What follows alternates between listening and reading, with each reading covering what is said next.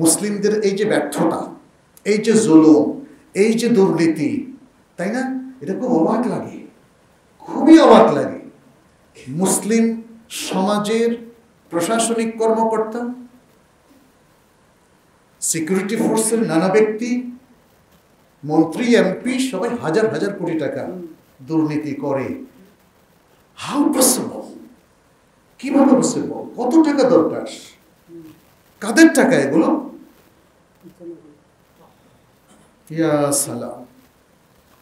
এরা কিন্তু মুসলিম, মানে মুসলিম সমাজ থেকে, মুসলিম পরিবার থেকে তো এসেছে।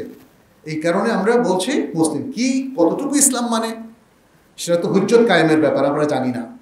বাট আমরা দেখছি এরা মুসলিম জনপদেরই মানুষ।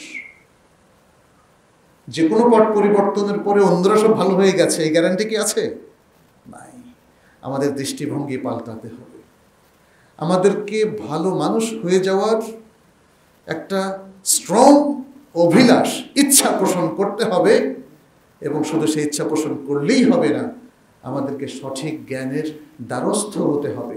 সঠিক সোর্স থেকে, উৎস থেকে জ্ঞানটাকে অর্জন করতে হবে, তথা কোরআন এবং সুন্নাহর জ্ঞানটা অর্জন করতে হবে এবং সেটাকে বাস্তবায়নের জন্য সর্বাত্মক চেষ্টা করতে হবে।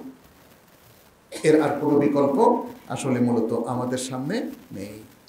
সম্মানিত উপস্থিতি, আমরা দেখি আল্লাহ সুবহানাহু ওয়া তাআলা আদলের বিপরীতে জুলুম শব্দটাকে ব্যাপকভাবে ব্যবহার করেছেন এবং তিনি ঘোষণা করেছেন তিনি জালিমদেরকে ভালোবাসেন না, তিনি কারোর প্রতি জুলুম করেন না।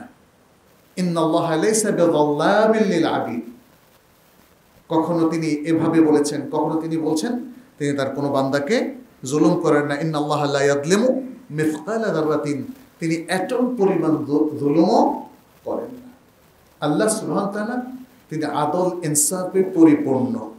তার কালাম, তার নির্দেশনা, তার ওয়াহী আদল ইনসাফে পরিপূর্ণ এবং সেই কারণেই তিনি আমাদের উপরও ওয়াজিব করে দিয়েছেন, ফরজ করে দিয়েছেন যেন প্রত্যেকটা পদক্ষেপে, প্রত্যেকটা কাউল এবং আমালে, প্রত্যেকটা আচরণে আমরা ন্যায়পূর্ণ আচরণ করি, ন্যায়পূর্ণ আমরা কাজ করি, সেটা তিনি আমাদেরকে বলে দিয়েছেন। আর পাশাপাশি প্রত্যেকটা ক্ষেত্রে যে জুলুমগুলো আছে সেটা চিহ্নিত করে দিয়েছেন। আকীদার ক্ষেত্রে জুলুম হচ্ছে শিরক করা, ইন্না শিরকা লাযুলমুন আযীম।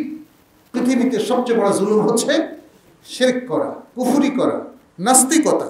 মুসলিমদের সন্তান এই জুলুমের মধ্যে নিজেকে কখনো সম্পৃক্ত করতে পারে না। পাপ একটা জুলুম, পাপও একটা, যে কোনো পাপ একটা জুলুম। যত বড় পাপ হবে তত বড় জুলুম হবে। এই জন্য দেখেন ইসলাম আমাদেরকে স্পষ্ট করে দিয়েছে বড় বড় পাপ, কাবায়ের আদ-দুনুব, কাবায়ের আদ-দুনুব, বড় বড় পাপগুলি স্পষ্ট করে দেওয়া হয়েছে। কোনো মুসলিম, মুসলিমদের সন্তান, কোনো পুরুষ, কোনো নারী এই জুলুমে স্বেচ্ছায় সম্পৃক্ত হতে পারে না। কিন্তু কৃষ্টি কালচার একটা অশিক্ষা কুশিক্ষার মাধ্যমে, কো-এডুকেশন কিংবা নানাভাবে দীর্ঘদিন ধরে আমাদের সব কিছু পরিবর্তন করে দিয়েছে। এগুলো কিন্তু জুলুম, এগুলোকে কেউ জুলুম হিসাবে দেখছে না। মানুষ নিবর্তনমূলক আচরণ, অত্যাচারের স্টিম রোলার চাপিয়ে দেওয়াটাকে মানুষ জুলুম মনে করছে, কিন্তু আরও তো অনেক জুলুম রয়ে গেছে। ছেলে মেয়ের অবাধ মেলামেশা জুলুম না? মদ খাওয়ার সুযোগ সৃষ্টি করা জুলুম না? চুরি চামারি দুর্নীতি করার সুযোগ সৃষ্টি করা জুলুম না? এগুলো আমাদেরকে মনে রাখতে হবে প্রিয় ভাইরা।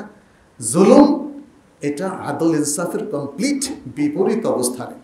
অতএব আপনি যদি নিজেকে ন্যায়পরায়ণ হিসাবে চিহ্নিত করতে চান, নিজের জীবন গড়তে চান, তাহলে জুলুমকে নিজের জীবনের সব জায়গা থেকে সর্বাত্মকভাবে বিদায় জানাতে হবে। আমাদের সমাজে দেখেন অনেক কিছু এতটাই ডালভাত হয়ে গেছে, আমার ভয় হয় যে মনে হচ্ছে যে এখনো অধিকাংশ জুলুম বাকি থাকবে। ঘুষ খাওয়াকে জুলুম কিনা বলেন? এটা যে কি পরিমাণ জনজীবনকে বিপর্যস্ত করেছে সেটা মনে হয় আর বলার অপেক্ষা রাখে না। আপনি যাই করতে চান আপনাকে ঘুষ দিতে হবে।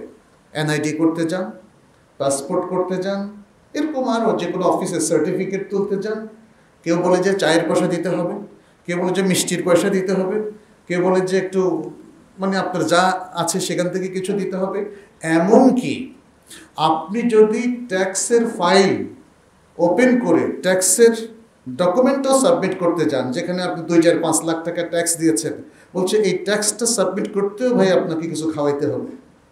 ইন্না লিল্লাহি ওয়া ইন্না ইলাইহি রাজিউন। সুবহানাল্লাহ। এগুলোর বিরুদ্ধে আপনাকে আমাকে দাঁড়াতে হবে।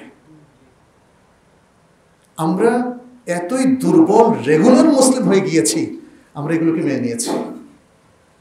আমাদের অধিকাংশ মানুষ সে নিজের থেকে আরো বেশি, সে যদি 2 টাকা ঘুষ খেলে রাজ্যে আপনি 3 টাকা দিচ্ছেন, কাজটা আরো যেন সহজ হয়ে যায়। এবং এই জন্য নাম দিয়েছেন স্পিড মানি।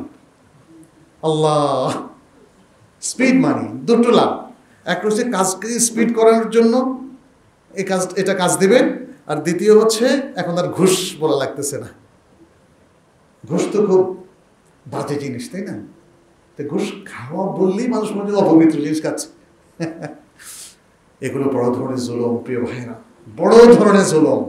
এই সকল জুলুমের বিরুদ্ধে কিন্তু আমাদেরকে দাঁড়াতে হবে। সবাইকে কালচারটাকে পবিত্র করুন, পবিত্র জীবন যাপন করুন। তাহলে আল্লাহ তাআলার পক্ষ থেকে বারাকা নাজিল হবে। মানুষ সুন্দর একটা কালচার পাবে, একটা সুন্দর জীবন পাবে, সুন্দর ফ্যামিলি পাবে, ফ্যামিলি লাইফ পাবে, একটা সুন্দর সামাজিক জীবন গড়ে উঠবে। আসুন আমরা সেভাবে নিজেদেরকে প্রস্তুত করি। আল্লাহ সুবহানাহু ওয়া তাআলা বারবার আমাদেরকে আদলের নির্দেশ দিয়েছেন, সেটা আমরা যেন ফলো করি।